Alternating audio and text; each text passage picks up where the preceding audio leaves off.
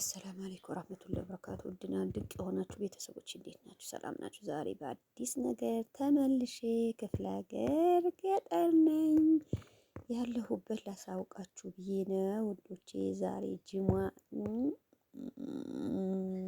ሀገር ስትገቡ እናንተም ለሀገራችሁ ያብቃችሁ። በስደት ያላችሁ ወንድም እህቶች እኔ ያው ስደት ከዛ እንትን ካልኩ በኋላ በጣም እንትን የምላችሁ ነገር ያው የተወለድንበት ወላጆቻችሁ ኑሮ ምን ኑሮ ክፍለ ሀገር ሄዳችሁ ገጠር እንደዛ ዞር ዞር ብላችሁ ቤት አይታችሁ ምናምን ስትመለሱ እንዴት ደስ እንደሚል።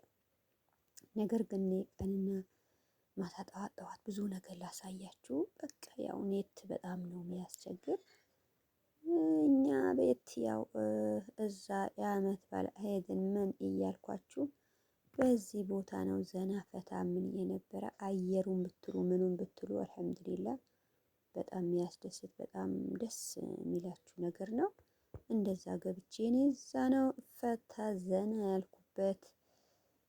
ብዙ ነገር አለ እዛ ያው በፊት ትምህርት ቤት ስትሄዱ ምኑን በዚህ በዳንቴሉ ትዝታ ያለበት ሀገር ቤት እንደዚህ ከገባችሁ በኋላ እንደዛ ነው። ያው ሳር ቤትም ሆነ በአሁን ጊዜ ያው እንግዳ ቤት ቆርቆሮም ቢኖር ምናምን በፊት በቃ ቆርቆሮ ቤት እንደዚህ ተሰራ ሰው የሚመጣ እንግዲህ በቃ አሁን ሳር ቤት ማሻአላ እንደዛ እንትን ብለን በእንደዛ በሳር ቤት እንጂ አሁን አንድ ሁለት ቀን በቃ ያው እንትን ምሽት ላይ ምናምን ገብታችሁ እንትን ካላችሁ ነው እንጂ ወደዛ እንትን አንልም። ሳር ቤት በዛ ገብተን ያው በሬዎች ምናምኑ ከዛ እንትን ስለሆነ ምንም እንትን የሚል ነገር የለም። ብዙ ነገር ያው ይመቻል፣ ደስ ይላችኋል። ሰፈር ገብታችሁ አሁን እዛ ቆርቆሮ ቤት አንዴን ገብተን እንትን አንልም።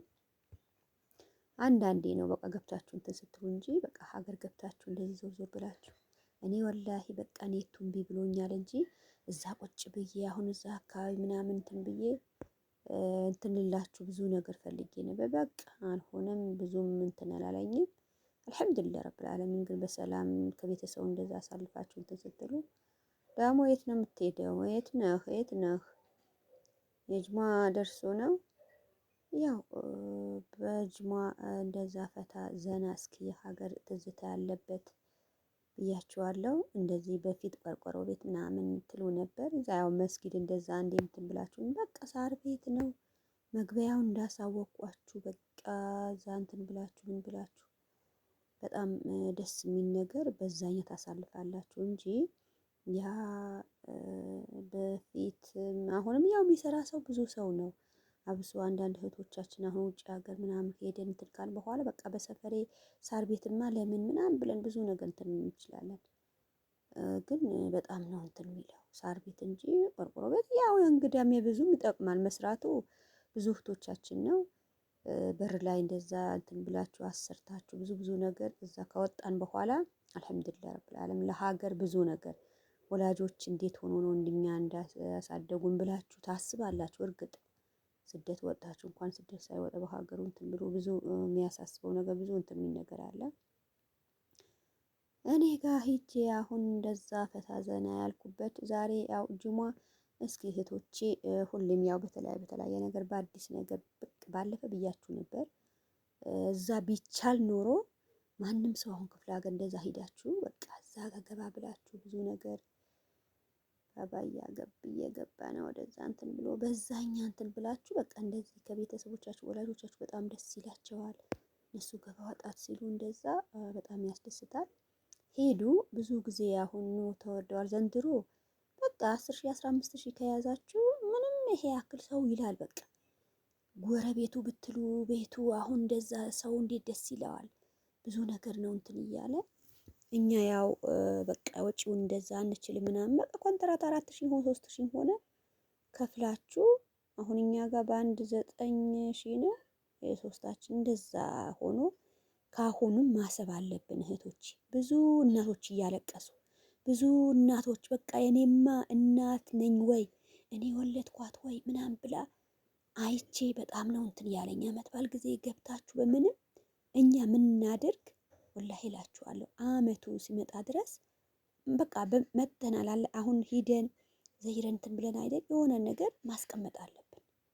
በቃ በአመቱ ሲመጣ ድረስ ሲደርስ ድረስ ስንት ያስከፍለናል። የሆነ ነገር እንትን ብለን ወደ ኋላ ማድረግ አለብን። አላህ አስቀምጦ አድርሶ በዛ ጊዜ እንትን ለማለት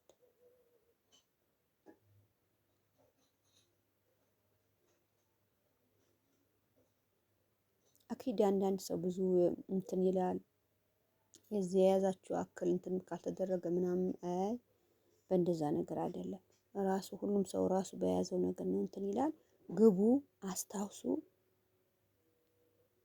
ቤተሰብ በቃ አንዷ ጎረቤት እንደዛ መጥቷ ምን ሲል ያ ጎረቤት ልጆቿ ካልመጣ በቃ እንደሞተ ነው። በቃ ቤቱ ሀዘን ነው። ምን እንትን የሚል ነገር የለም። ግን በእጃ ስለሌለ ያቺ ልጅ በእጅ የላትም። እናቴም ላስደስት ትላለች። ጎረቤትም ቤትን ገብታችሁ እንደዛ ፈታ ብላችሁ ትመለሳላችሁ። ያ መሄጃና መምጫ ምን ይዤ ሄዳለሁ ደግሞ እንዲህ ነገር በቃ ማንም በቃ ይምጣልኝ እንጂ እኔ ምንም ነገር ያለኝ ነገር ብላ እኛም ግን ልባችን እንትን አንልም እንጂ ባንይዝም ብያችኋለሁ። እንደዚህም ነገር ካሰብን በቃ አሁን ሂደን ተመለስን አይደለም የአመቱ በምን እደርሳለሁ ምን ላድርግ ብለን ወደ ኋላ ማድረግ አለብን። ሁሉም ሰው ተሰብስቦ በጊዜው እንትን ያለ ነገር ጥሩ ነው። እናንተም በስደት ያላችሁ ለሀገራችሁ ያብቃችሁና እንደዛ ክፍለ ሀገር ሄዳችሁ ከቤተሰቡ ጋር ተደስታችሁ ስትመለሱ ተገናኝታችሁ ብዙ አሁን ባለፈው ሀያ ተለያያችሁ አሁን ሰፈር እንደዛ ገብታ ምናምን ስትል በጣም ደስ የሚል ነገር ነበር። እንደዛ ወጣ ብላችሁ ማየት መደሰት አለባችሁ። ኑ እንግባ፣ ሀገር እንዘይር። እናት ወንድም እህት በቃ እዛ ጋር ኖራችሁ እንዴት እንደሚሆኑ በአመት አድርሰን እንደዛ እንትን ለማለት በጣም ደስ ይላል። ራስ በራሱ አንድ ሰው ይዞ እንዲህ ያደረገ ምንም ሳይባል እኛ አሁን ሰው ያደረገ ነገር ምን ብለን አይደለም። የራሳችንም ነገር አስበን መጓዝ አለብን። ካሁንም ማሰብ አለብን። የሌላው ነገር ሰው በብዛት እንዲህ ነው ብሎ እንትን ይችላል አይደለም። ራሳችን ሁላችን ማስበን በሚገባ አክል ይሄኛው እንዴት አልሆነም ይሄኛ እንዴት እንትን አላለም ብለን ብዙዋችን እንትን ስለሆነ አብሽሩ። አሁን እናንተ እንደዚህ አይታችሁ ልትከፉ የሆነ ነገር እንትን ልትሉ አይደለም። በቃ በተለያየ ነገር አስባችሁበት እስኪ ቤተሰቦቼ በምን ሰዓት ነው የምንጠይቅ? ለምን አሁን በቃ ብዙ የዛ ጊዜ ወጪውም እንደዛ በቃ የዘንድሮ ያው ኑሮ ተወደደ ማንም አይገባም ከተባለ ምን ማሻላ ብዙ ሰው ነው እንትን ያለ። የዛ ጊዜ እናንተም ካሁኑ የምታወጡ ወጪ ካሁኑ ቤተሰብ ብዙ ነገር ታወጣላችሁ አይደለም። በቃ ወደ ኋላ ማድረግ አለባችሁ።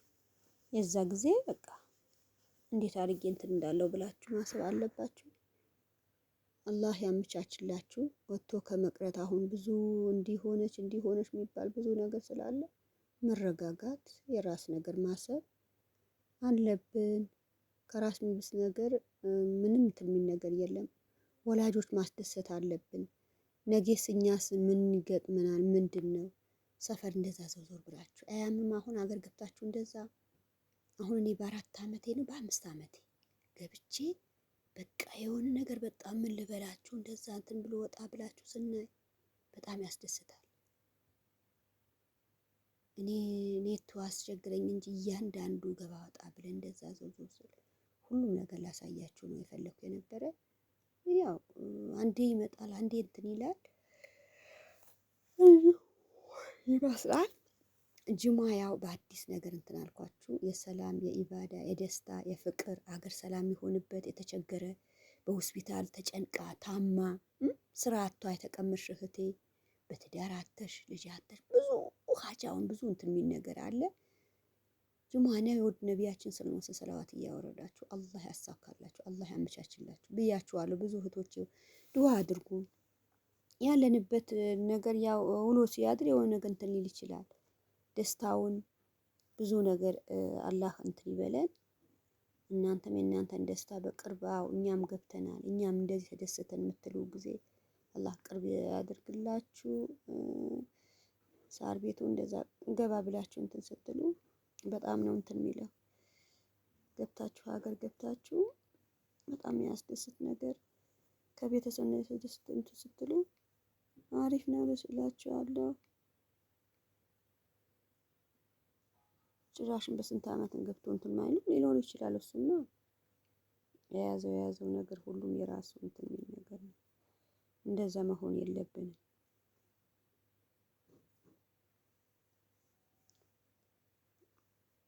አላህ ይጠብቅ። ለማንኛውም